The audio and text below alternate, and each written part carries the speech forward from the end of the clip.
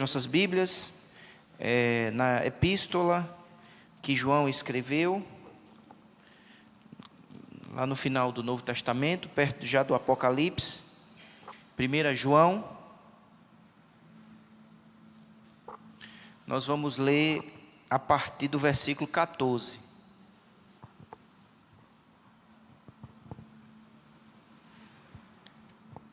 Todos encontraram? 1 João, capítulo 5, perdão. 1 João, capítulo 5, versículo 14. E esta é a confiança que temos para com Ele, que se pedirmos alguma coisa segundo a sua vontade, Ele nos ouve. E se sabemos que Ele nos ouve quanto ao que lhe pedimos, estamos certos de que obtemos os pedidos que lhe temos feito. Se alguém vir a seu irmão cometer pecado, não para a morte, pedirá, e Deus lhe dará vida. Aos que não pecam para a morte, há pecado para a morte, e por isso não digo que rogue. Toda injustiça é pecado, e há pecado não para a morte. Sabemos que todo aquele que é nascido de Deus não vive em pecado, antes, aquele que nasceu de Deus o guarda, e o maligno não lhe toca. Amém? Que Deus possa estar aplicando, conforme foi pedido em oração, em nossos corações, essa preciosa palavra, em nome de Jesus. Irmãos, especialmente, os versos 14 a 17, gostaria que nós estivéssemos meditando nesse trecho. E esse trecho, esses 4 versículos nos ensinam preciosas verdades sobre a oração. E eu gostaria de compartilhar com os amados irmãos essas verdades encontradas aqui nesse texto, e que Deus esteja nos edificando e nos fortalecendo com a sua palavra. A primeira verdade que nós podemos extrair desses versículos o que nos dá confiança na oração é a certeza de que através de Jesus Cristo somos aceitos no trono de Deus. João aqui está falando de segurança. João aqui está falando de certeza.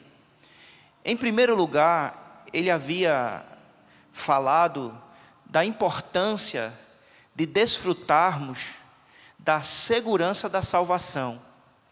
Ele havia dito no verso 12 deste mesmo capítulo que através de Jesus nós temos vida eterna. Veja aí na sua Bíblia, 1 João 5,12. Aquele que tem o Filho tem a vida.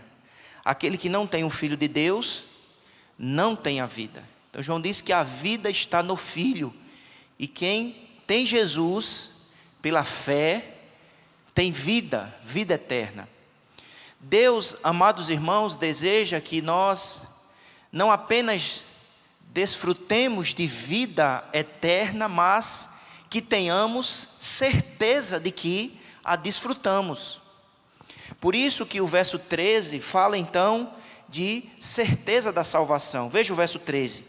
Estas coisas vos escrevi a fim de saberdes que tendes a vida eterna, a vós outros que credes em o nome do Filho de Deus. Então João aqui está falando de certeza de vida eterna. A certeza de que através de Jesus, Deus nos acolheu, Deus nos recebeu, nós fomos adotados como filhos, agora desfrutamos de um relacionamento vivo com o Pai. E logo que ele está falando desse tema, da certeza de que o Pai nos aceitou, ele então apresenta o tema da oração. E ele vai falar da necessidade que temos de orar com ousadia, com confiança. E o que é que gera em nós a confiança na oração? E aí nós observamos essa primeira lição. O que nos dá confiança na oração, o que nos dá liberdade na oração, é saber que antes de Deus aceitar as nossas orações, Ele já aceitou a nós mesmos, através de Jesus Cristo. Através de Jesus, nós fomos recebidos na presença de Deus. Através de Jesus, nós fomos reconciliados com Deus. A nossa vida está religada com os céus. Então é isso que João está deduzindo. Ele faz aqui uma aplicação, uma dedução, de que o que nos dá confiança na oração é a certeza de que através de Jesus Cristo nós fomos aceitos pelo Pai em Cristo Jesus. Diga amém, meu irmão. O escritor bíblico disse: se quisermos ter verdadeira confiança na oração, devemos saber que fomos aceitos por Deus. Então, ao orar, lembremos-nos desta importante verdade: em Cristo nós fomos aceitos por Deus. E o Deus que nos recebeu, e o Deus que nos aceitou por misericórdia e graça, através de Jesus Cristo, aceita também as nossas petições, recebe também as nossas súplicas. O comentarista bíblico disse: por causa do dom da vida eterna, o crente tem confiança, isto é, liberdade de se aproximar de Deus em oração, em qualquer lugar e a qualquer hora. Nós já recebemos o dom da salvação, e porque recebemos já o dom da salvação, devemos, portanto, ter liberdade de nos aproximar de Deus em oração, em qualquer lugar e a qualquer hora. Como filho de Deus, ele pode ir livremente até Deus com seu louvor e seus pedidos. Hebreus capítulo 10, versículo 19, fundamenta também esta verdade dizendo: tendo, pois, irmãos, intrepidez para entrar no santo dos santos. Ou seja, o escritor sagrado nos conclama a ousadia, a intrepidez, a liberdade na oração. E o que fundamenta a nossa confiança na oração, a nossa liberdade na oração, é porque através do sangue derramado na cruz do Calvário, nós tivemos acesso à presença de Deus. É isso que diz o versículo de Hebreus 10, 19. Tendo, pois, irmãos, intrepidez para entrar no santo dos santos pelo sangue de Jesus. Então o sangue de Jesus nos deu acesso à presença de Deus.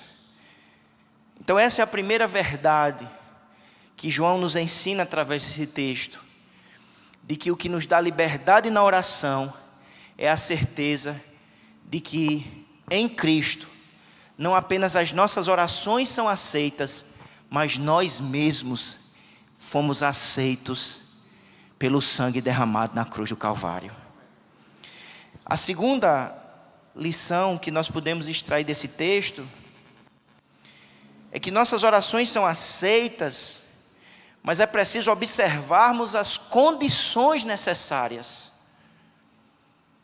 Então é isso que João vai afirmar nesses 4 versículos, de que as nossas orações são aceitas, mas ao mesmo tempo ele apresenta as condições necessárias. Ele está dizendo: olha, irmãos, em Cristo nós fomos aceitos e as nossas orações, isso é um fato, isso é uma certeza.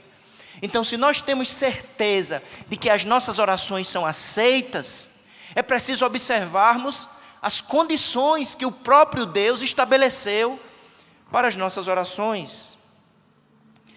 Veja, por favor, meu amado irmão, o versículo 14. E esta é a confiança que temos para com Ele, que se pedirmos alguma coisa, segundo a sua vontade, Ele nos ouve. Então é isso que ele está dizendo: se pedirmos alguma coisa, Ele nos ouve. Agora veja o verso 15, por favor. E se sabemos que Ele nos ouve, veja como João, inspirado pelo Espírito Santo, enfatiza a verdade de que, por intermédio de Jesus, nós somos ouvidos. Ele repete várias vezes essa expressão. Verso 15: se sabemos que Ele nos ouve, quanto ao que lhe pedimos, estamos o quê? Certos de que obtemos os pedidos que lhe temos feito. Então, nesses dois versículos, claramente, o apóstolo João afirma que Deus ouve as nossas orações. Ele não apenas ouve, Ele responde. E por intermédio das orações, veja o que diz o final do verso 15, nós obtemos os pedidos que lhe temos feito. Ele ouve, Ele responde. E por intermédio da oração, o verbo está no presente, nós obtemos, nós recebemos o que pedimos, os pedidos que Ele temos feito. Mas, ao mesmo tempo que João afirma essa verdade, de que Deus ouve, responde e obtemos os pedidos, ele nos mostra as condições. Porque no final do verso 15, ele apresenta-nos a primeira condição daqueles que realmente acreditam que Deus ouve, responde e nós obtemos aquilo que pedimos através da oração. E a primeira condição necessária é que nossas orações devem ser feitas segundo a vontade de Deus. Se eu tenho convicção de que eu receberei o que vou pedir, eu preciso pedir segundo a vontade de Deus. Então o que nos dá ousadia, o que nos dá confiança, é a certeza de que o Senhor ouvirá e responderá. Então, se há confiança de que Ele ouvirá e responderá, a palavra do Senhor, portanto, nos mostra que a oração deve ser feita segundo a sua vontade. Veja o final do verso 14. Olha o que diz: se pedirmos alguma coisa segundo a sua vontade. Segundo a sua vontade. Nesse mesmo livro, abra aí, João já havia falado sobre isto, quando escreveu em 1 João capítulo 3, 1 João capítulo 3, versículo de número 22, olha o que ele disse, 1 João capítulo 3, versículo de número 22, e aquilo que pedimos dele, recebemos, porque guardamos os seus mandamentos e fazemos diante dele o que lhe é agradável. Nós pedimos e recebemos, porque pedimos segundo a sua vontade.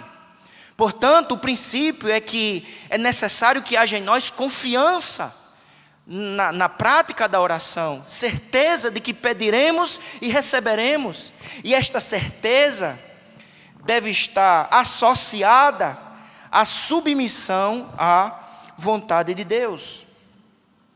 João ensinou essa mesma verdade quando escreveu o Evangelho. No capítulo 15 do Evangelho de João, no versículo de número 7, nós lemos, João capítulo 15, versículo 7, ele registra as palavras de Jesus que diz: se permanecerdes em mim, e as minhas palavras permanecerem em vós, pedireis o que quiserdes, e vos será feito. Ou seja, eu preciso permanecer nele, eu preciso estar em comunhão com ele. E a evidência de que eu estou em comunhão com ele é que as palavras dele estão em meu coração, em minha mente, definem a minha vida e os meus pedidos de oração. Então eu preciso pedir com ousadia, com confiança, crendo que ele ouvirá e responderá. Mas é necessário que a minha oração seja em conformidade com a vontade de Deus. O maior exemplo deste princípio, amados irmãos, é o próprio Jesus. Quando no Getsêmani ele ora: Pai, afasta de mim este cálice, mas que não seja feita a minha, e sim a tua vontade. Precisamos submeter o nosso coração à vontade de Deus. Precisamos submeter os nossos desejos à vontade de Deus e orarmos com confiança, com ousadia, com liberdade, crendo que de fato o Senhor que nos aceitou em Cristo Jesus aceita também as nossas petições e responde segundo a sua vontade. Louvado seja o nome de Jesus. Tiago capítulo 4, versículo 3 diz: pedis e não recebeis, pedis mal, para esbanjardes em vossos prazeres. O que é pedir mal? Pedir mal é pedir desconectado com a vontade de Deus. É pedir movido apenas pelos desejos do coração. É preciso que a petição seja feita em submissão à vontade de Deus. Ele ouve, Ele responde, Ele atende. Obteremos os pedidos que Ele temos feito. Mas é preciso nos submetermos à vontade de Deus. Essa é a primeira condição da oração fervorosa. Ela é submissa à vontade de Deus. A segunda condição da oração fervorosa, da oração confiante, ela é feita com fé. Em Mateus capítulo 21, versículo 22, Jesus disse: e tudo quanto pedirdes em oração, crendo, recebereis. A oração é uma expressão de confiança, não na própria oração e nem naquele que ora. A oração é uma expressão de confiança no Deus vivo, no Deus que é soberano, no Deus que é misericordioso, no Deus que é verdadeiro. Oração é uma expressão de confiança na palavra de Deus, nas promessas de Deus. Então a oração confiante, a oração ousada, a oração que desfruta de liberdade, é a oração que se submete à vontade de Deus. E é a oração que é feita com fé em Deus e em suas promessas. Marcos capítulo 11, versículo 24, Jesus repete essa mesma verdade. Observe o que disse Jesus em Marcos 11, 24. Por isso vos digo que tudo quanto em oração pedirdes, crede que recebestes, e será assim convosco. Então é preciso orar, é preciso pedir, mas é preciso crer, confiar de todo o coração que as nossas palavras estão sendo recebidas e aceitas diante do trono do Deus Todo-Poderoso e Misericordioso. A epístola de Tiago também apresenta essa condição na oração. Tiago capítulo 1, versículo de número 5 diz: se porém algum de vós necessita de sabedoria, peça a Deus, que a todos dá liberalmente, e nada lhes impropera, e ser-lhe-á concedida. Qual é o princípio aqui? Peça que Deus dá. Peça, verso 6, porém com fé, em nada duvidando, pois o que duvida é semelhante à onda do mar, impelida e agitada pelo vento. Não supõe esse homem que alcançará do Senhor alguma coisa. E no verso 15 do capítulo 5, Tiago repete isso dizendo: e a oração da fé salvará o enfermo, e o Senhor o levantará, e se houver cometido pecados, ser-lhe-á perdoados. Não sei se foi verídica essa história, mas ela ilustra um pouco esse princípio. Uma cidade estava enfrentando uma terrível seca há vários e vários meses.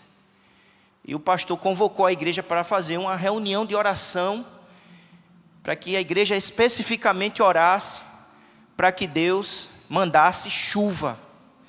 E não havia uma nuvem no céu. Era um calor de dia e de noite. E a igreja naquela noite se reúne. E os irmãos sobem à igreja para pedir a Deus que enviasse chuva. E uma das irmãs daquela igreja chega com um guarda-chuva. E as pessoas começam a criticar. Uma seca dessa, um calor desse, você vem com guarda-chuva? E ela disse: eu trouxe esse guarda-chuva porque creio no Deus que responde oração. Quem sabe vamos sair daqui debaixo de chuva, porque servimos a um Deus que já nos aceitou em Cristo Jesus e aceita as nossas orações. Se orarmos em conformidade com a sua palavra, submissos à sua vontade, com fé e fervor neste Deus poderoso, o Senhor de tudo e misericordioso. Então, irmãos, às vezes a gente ora, mas não tem a coragem de trazer o guarda-chuva. E Deus mandou chuva, porque nós servimos a um Deus que é bom e fiel. Mas a terceira condição que o texto e a palavra de Deus, o Novo Testamento nos ensina, é que as orações, elas precisam ser feitas em nome de Jesus.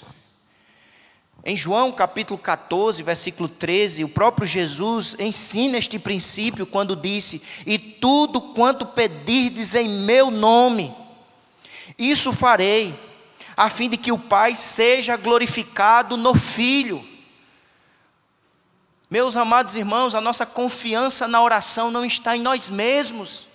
Nós oramos firmados no nome de Jesus, nos méritos de Jesus. Não é por causa de nós mesmos. Não invocamos a outro nome senão o nome de Jesus. Não é em nome de Maria, de José, de João, é no nome de Jesus.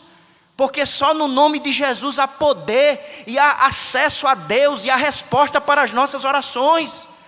Por isso que toda vez que oramos, no final da oração nós dizemos: em nome de Jesus. E não é só uma frase de efeito. É para entendermos que tudo que temos, que qualquer resposta que vier, que qualquer intervenção que acontecer, só acontecerá em nome de Jesus, por causa de Jesus. É Jesus que garante a resposta, é Jesus que garante o acesso, é Jesus que garante a bênção. É em nome dEle. Não é em nome daquilo que a gente faz. Tem gente que faz alguma consagração e ela acha que aquela consagração vai garantir a resposta. Em nome do jejum que eu fiz, em nome da consagração. Não é assim que a Bíblia ensina, irmãos.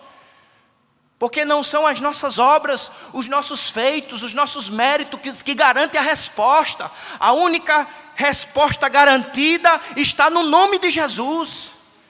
Porque tudo que a gente faz de bom, na verdade a gente só faz por causa da graça dele em nós. A oração, ela precisa ser segundo a vontade de Deus. A oração precisa ser feita com fé, confiança no Deus vivo e todo-poderoso. A oração precisa ser feita em nome de Jesus. João 14, verso 6. Esse versículo todo mundo sabe. Jesus disse: eu sou o caminho, a verdade e a vida. Ninguém vem ao Pai senão por mim. Então a gente ora com ousadia, com confiança, não em nós mesmos, não em nossas realizações, mas em nome de Jesus, por causa do sangue derramado na cruz do Calvário. Eu peço, eu clamo, eu busco, eu creio, e a resposta virá, porque a garantia da resposta não está em nós mesmos, nem na igreja, está no Jesus que nos deu acesso ao trono da graça.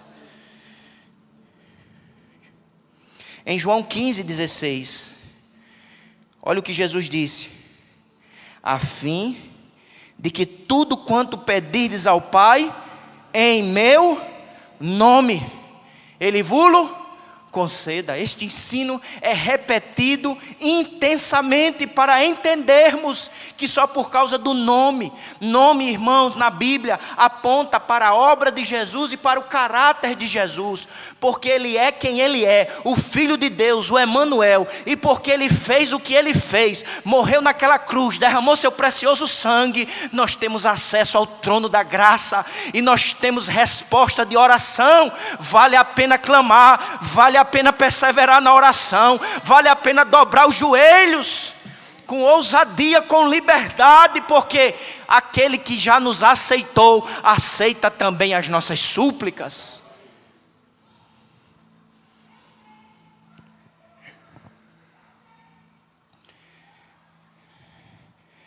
Em João 16, 24 está escrito: até agora nada tendes pedido em meu nome. Pedi e recebereis, para que a vossa alegria seja completa. Um pensador bíblico, ele disse assim: Jesus é nossa boca, através da qual falamos ao Pai. Ele é nossos olhos, através dos quais vemos o Pai. É nossa destra, através da qual nos oferecemos ao Pai. A menos que Ele interceda, não existe comunicação com Deus. Ele é a nossa boca, os nossos olhos, a nossa destra. E através dele, nós nos comunicamos com os céus. Comunicamos com Deus. Mas a outra lição que João nos ensina aqui, irmãos. João nos mostra um outro aspecto da oração. Ele vai nos mostrar que a oração ela tem uma dimensão pessoal e coletiva. Os versos 14 e 15, João enfatiza o aspecto individual da oração. Se você observar, ele está enfatizando o aspecto individual. É você pedir pessoalmente, individualmente. E Deus trabalhar na sua vida, na sua oração. Mas do verso 16 ao 17, ele vai falar da oração uns pelos outros. E nós precisamos praticar essas duas dimensões da oração. A oração pessoal, individual, o meu a sós com Deus. Aquilo que Jesus disse é fechar a porta do quarto, se ajoelhar e clamar ao Pai com fé, com submissão, confiando no nome. Mas eu preciso também viver a dimensão coletiva da oração. É quando a gente ora uns pelos outros. E ele fala isso nos versos 16 e 17. E João aqui nos mostra o que deve orientar as nossas orações coletivas. E ele apresenta aqui alguns princípios. Primeiro,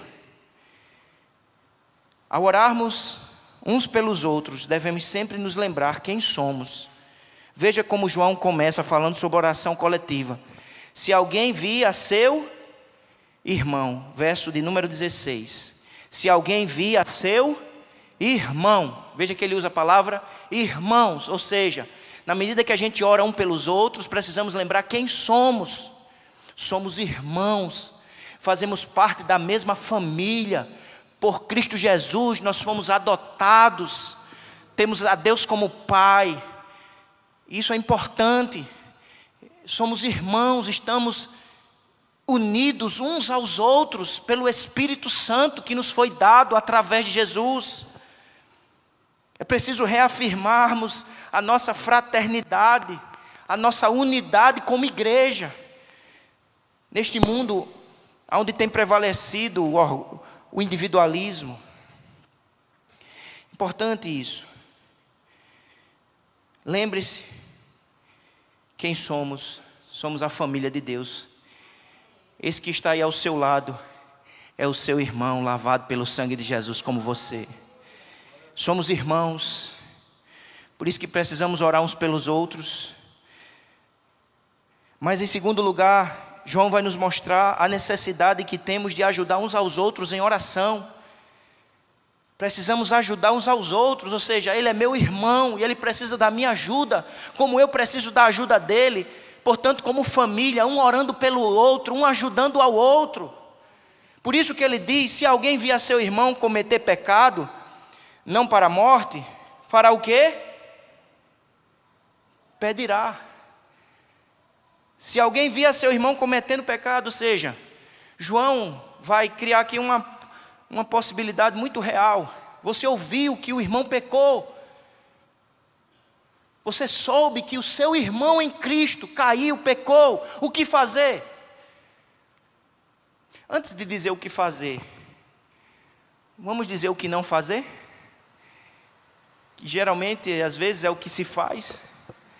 Às vezes, quando se sabe do pecado, compartilha, comenta, fofoca. O que João está dizendo, irmão? Se sabemos que o nosso irmão pecou, qual deve ser a nossa atitude? Pedirá. O verbo pedir aqui, irmãos, ele aponta para a ideia de implorar, insistir, interceder, orar fervorosamente. Portanto, se alguém vier seu irmão cometer pecado, ore por ele, peça por ele. Qual deve ser a petição? E Deus lhe dará vida. E Deus lhe dará vida. O que é vida aqui, irmãos? Vida aqui é sinônimo de comunhão com Deus. Se você vir seu irmão pecar, clame, implore ao Senhor dizendo: Senhor, concede ao meu irmão vida. Restaura a comunhão dele contigo, que ele não permaneça no pecado, leva-o ao arrependimento, tem misericórdia dele, intervém, concede vida, restauração. Essa deveria ser a atitude de todos nós, irmãos. Implorar, insistir, é o meu irmão, é minha família em Cristo Jesus. Peça, implore, creia no Deus que restaura. Esse ensino está em harmonia com o exemplo de Jesus. Em Lucas 22, 31, lembra o que Jesus disse a Simão? Simão, Simão, eis que Satanás vos reclamou para vos peneirar como trigo. Eu, porém, roguei por ti, para que a tua fé não desfaleça.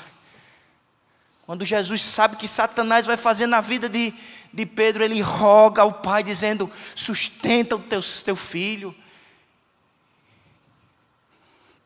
Em Gálatas 6:2, o apóstolo Paulo disse: levai as cargas uns dos outros, e assim cumprireis a lei de Cristo.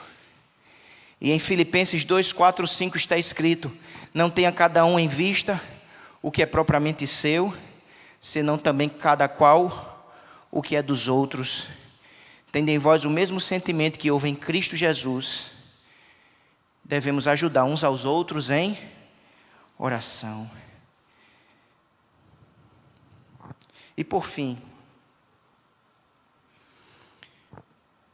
o campo da oração é um campo da vigilância. Por isso que ao falar de oração, ao mesmo tempo, João está falando de pecado. Ele fala muito da natureza do pecado. Ele diz que há pecados que não é para a morte, e há pecado que é para a morte. E ele fala muito sobre o pecado. Primeiro no versículo 17, quando ele diz: toda injustiça é pecado. Toda injustiça é transgressão.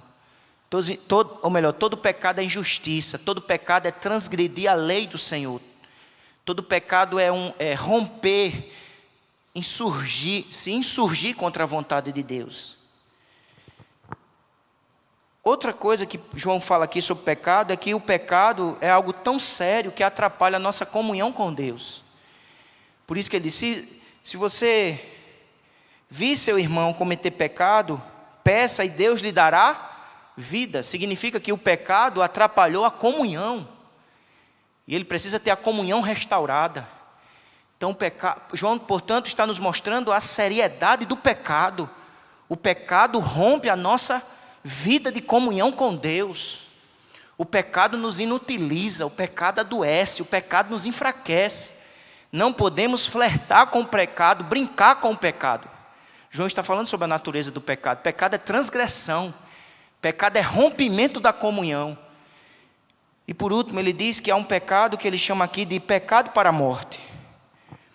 Todo pecado é transgressão, todo pecado é mortal, todo pecado impede a comunhão com Deus. Mas existe aqui um pecado que é o pecado para a morte. Ele diz que não devemos orar por esses. E que pecado é este?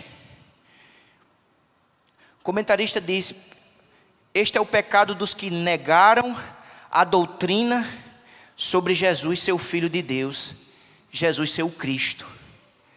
É os que negam as doutrinas essenciais do Evangelho.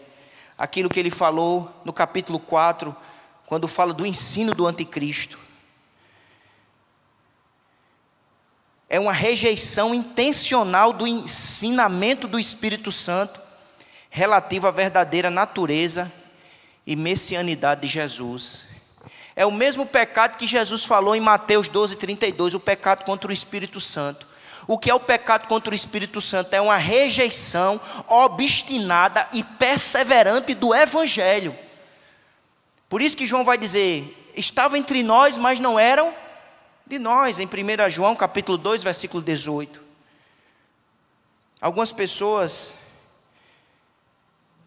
às vezes questionam se já cometeram este pecado, mas a presença da pergunta já é uma prova que não cometeu.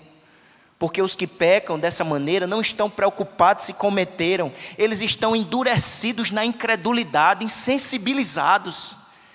Portanto, a presença da sensibilidade e da preocupação no nosso coração já é uma evidência que não cometemos esse pecado. Pensador bíblico, ele disse: pecam contra o Espírito Santo os que manifestam firme propósito e resoluto mau intento, ataque a verdade, persegue o Evangelho, extingue o nome de Deus e resiste ao Espírito Santo. Estão entregues, à apostasia, à dureza de coração. Mas, amados, o grande ensino desses 4 versículos, e eu vou encerrar aqui, é que possamos realmente orar. Orar com ousadia, com confiança, nos submetendo à vontade de Deus, às condições que Ele estabeleceu. Orar por nós, oração individual, oração coletiva, submissa à vontade de Deus, em nome de Jesus. Que Deus nos ajude, que Deus nos conceda a graça do fervor na oração, da perseverança na oração, em nome de Jesus.